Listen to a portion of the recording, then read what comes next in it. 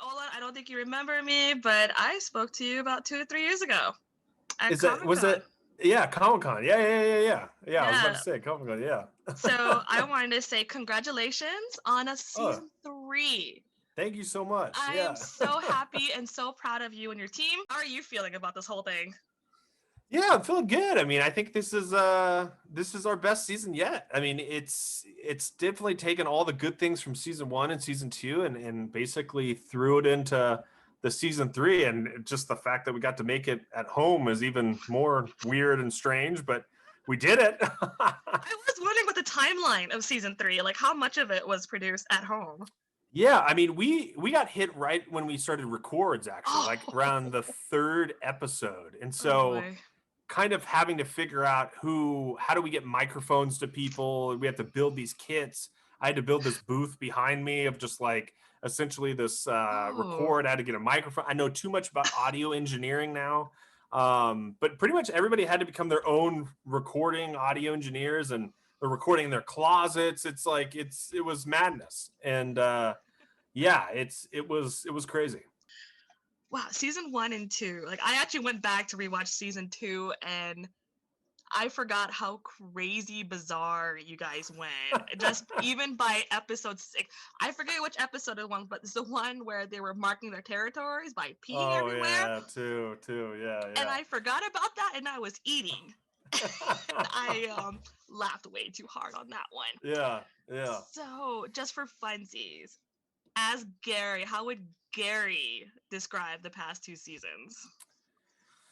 Oh man, that's hard. It's like probably the first one was, it felt very cinematic, like a movie. So I mean, I think he would love that. And I think the second one, he was probably grossed out by the pissing scene a little bit. But yeah, yeah. I mean, you guys went so all out with the grossness and the ripping of limbs.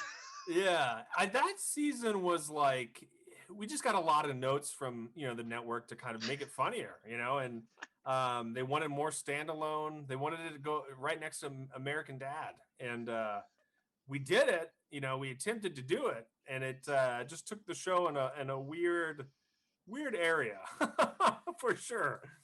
I just feel like season 1 was more like, here we are, we're here, we're not Rick and Morty, but we're here. And season 2 was like, this felt like this cathartic release of energy. Yeah. Am I close to that? Yeah, somewhat. Yeah. I mean, I felt like it was, kind of making sure that we made this compelling story, but at the same time hit all the notes, and we wanted to kind of, be good partners, and we attempted to do it. And I think, we got to do some things that we really wanted to do, and some were kind of, sacrifices, but I still think it turned out great. And I think that season 3 is even better. It's a really, really good season. I mean, judging from the trailer alone, I mean, I had to watch it 7 million times. And one of the things I'm happy was avocado. I'm very happy about that. Although knowing your story, I'm suspicious a little bit. And I have just a few fun questions about season 2, just to get us all revved up for season 3. What was up with the Kenny Loggins? Like, yeah, I mean, was there a story behind that? Yeah, it's I have a video on my YouTube channel called the Popcorn King, and so it was kind of a throwback to that, of just like, I love Footloose, and that song, you just can't help but dance to it. I don't know, something about Kenny Loggins and his music, it just gets in your bones, and Footloose is one of them. And then one of my favorite episodes was the planet, the happy place, where they would farm Oh people's yeah. dreams for that. What would be your happy dream for them to harvest from? Oh man, I don't even know. Probably not too far off from Gary's. I mean, Cookie massive family? cookie family, and you get to look like Cobra, Stallone. Hover cars? Yeah, I'm down. Let's go. I'm surprised you guys don't have like a recipe for cookies at this point. Yeah, you would think that we would actually invest the time and energy in coming up with a final space cookie, but man, we have not done that. But yeah, I mean, any kind of cookie, I think Gary's down for. So they're I'm all crossing final my space fingers that you recipes. guys will have a collab with some sort of cookie company because I will go down there and Oh man, buy that it. would be awesome. That'd be awesome.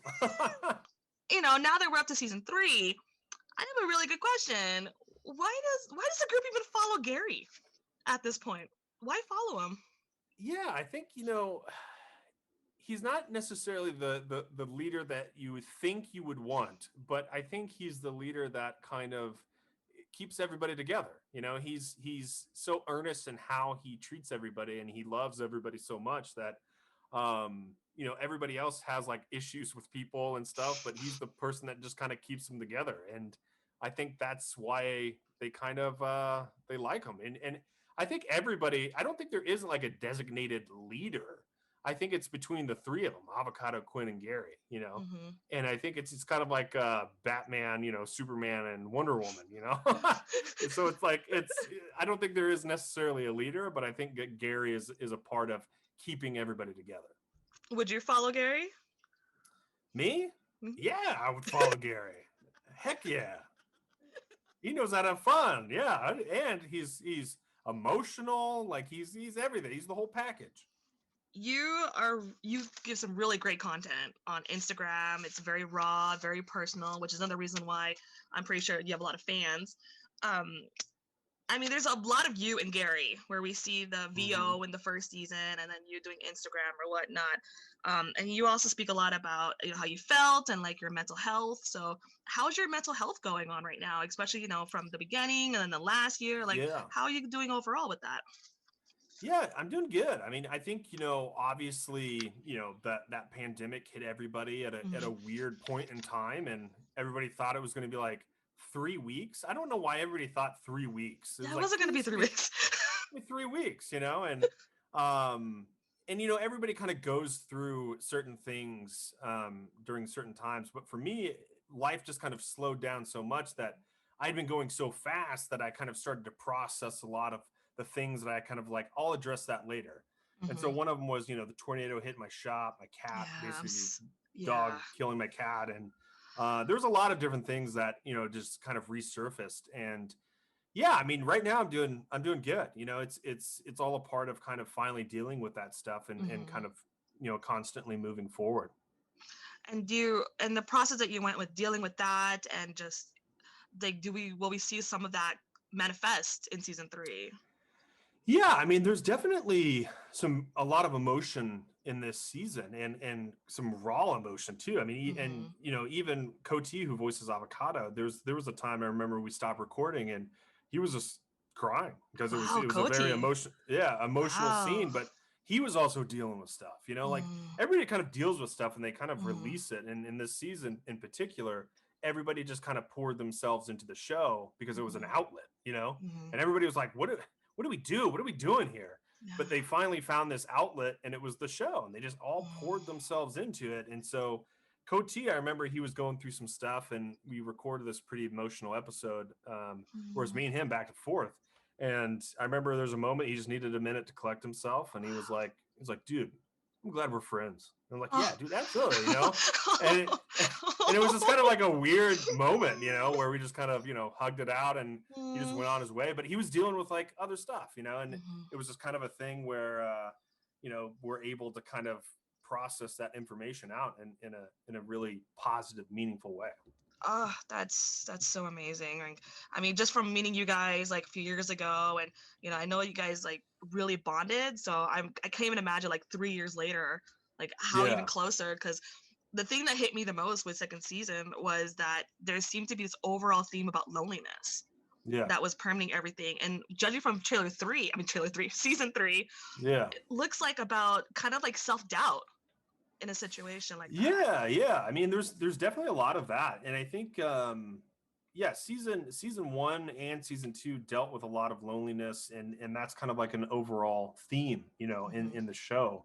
And I think the third season, it really dives into whether or not, you know, Gary can keep these people together and they can survive this thing. I mean, it just, the stakes get so high in this third season, and it just kind of starts to kind of all collapse around him. So there's definitely a lot of self-doubt for sure. 100%. And the thing I'm kind of curious about is, you know, you have one moment, like I said, you guys are peeing everywhere, grossly. And this next second, it's the most heart-wrenching moment ever in the same episode sometimes. Yeah. How do you find that balance between those two where it's just, it doesn't even feel, it feels so wonderfully balanced? Like, how do you cope with that one? Yeah, I mean, it's something where sometimes you'll get it right, sometimes you won't, and other times, you know, that same moment, somebody can be like, "Yeah, it didn't really hit the way," but some people think it's perfect, you know, and I think that's the great thing, that everybody can have their own way how they look at a scene and say, "Wow, that really connected with me in a really meaningful way." But the balance of it all, it's just kind of letting those moments breathe a little bit and realizing that you can still have fun as well. And I think with most characters, if you can cry and laugh with them, then you get to know them so much quicker, you know, like, and I think that's what we try to do in the show, is that you see every range of emotion from these characters. And so I think that's part of the balance, is knowing that it's not just one or the other. You have to do both. And I mean, given that, you know, we were all mostly locked down last year, how did you find the motivation to just keep working on?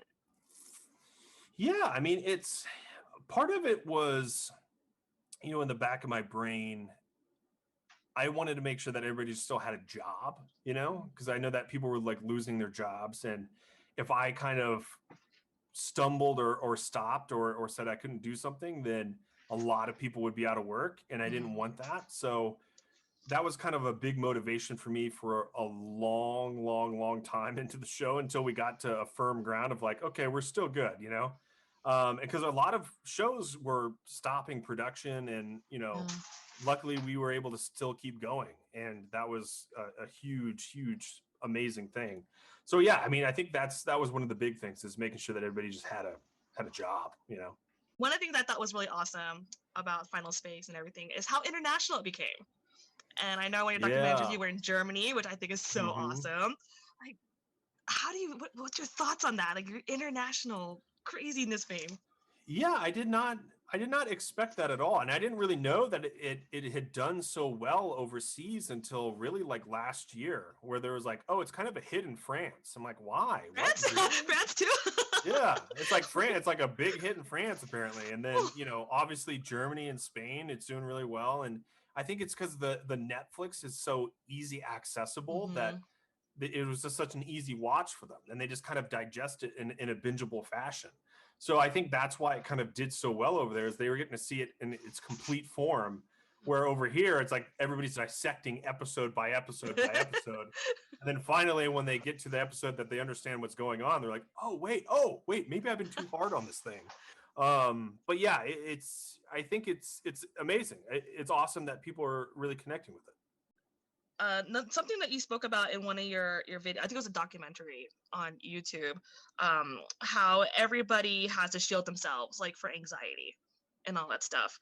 And you mentioned that you had to work through everything, and you were your own biggest ally and everything. 2-3 years down the run, are you still your biggest ally? Like, what keeps you going? Yeah, absolutely. I mean, you know, obviously there's moments where you kind of get a little self-doubt, and that's always a normal thing. It's a human thing, is to doubt yourself. If you're not doubting yourself, then you got way too much confidence. I'll tell you that.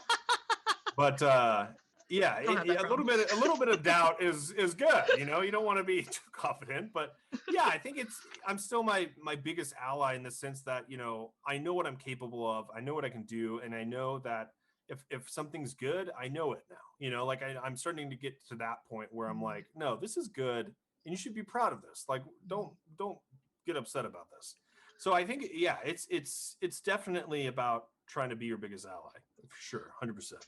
And I'm so glad you said all that, because you are one of the strongest creators that I know. And for you to be really honest about your feelings, I think helps a lot of fans. And so it gives even more meaning to the show. So I really thank you personally for all the honesty that you give out.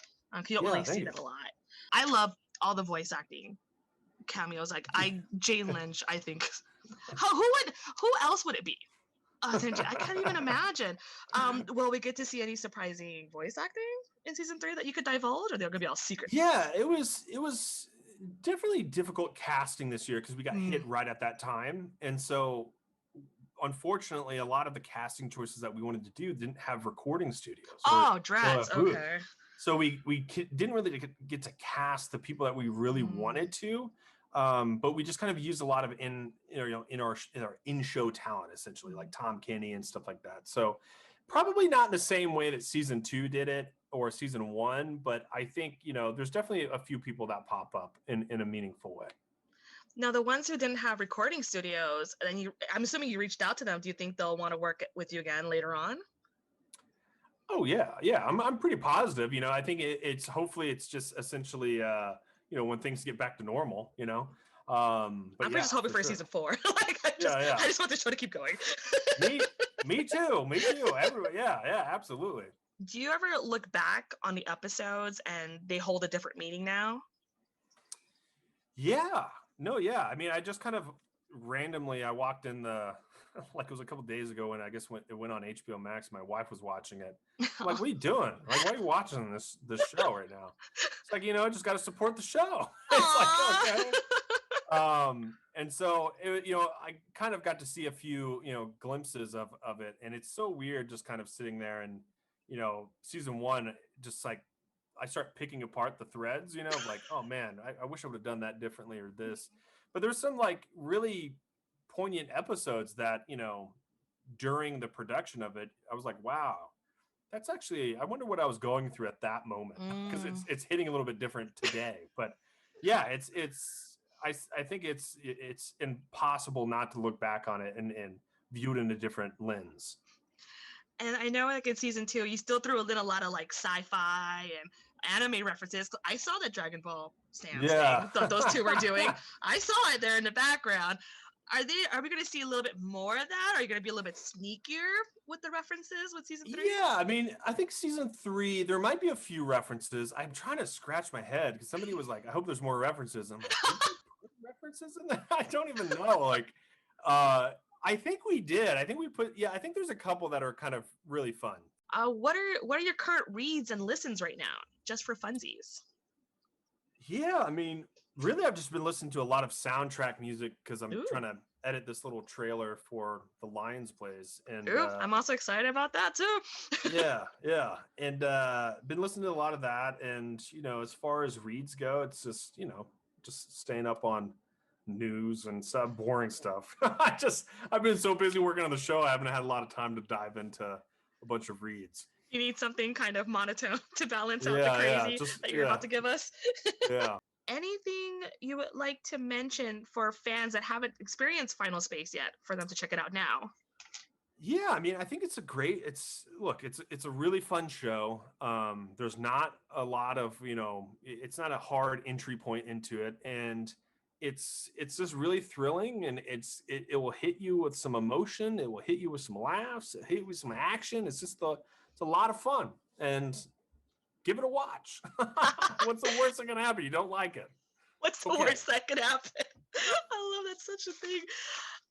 Like I said, I am so proud of you and your team and the show. Thank you so much. You're literally like one of my examples for creative entrepreneurs. You took a risk with LA and your mattress story, the 2 chairs.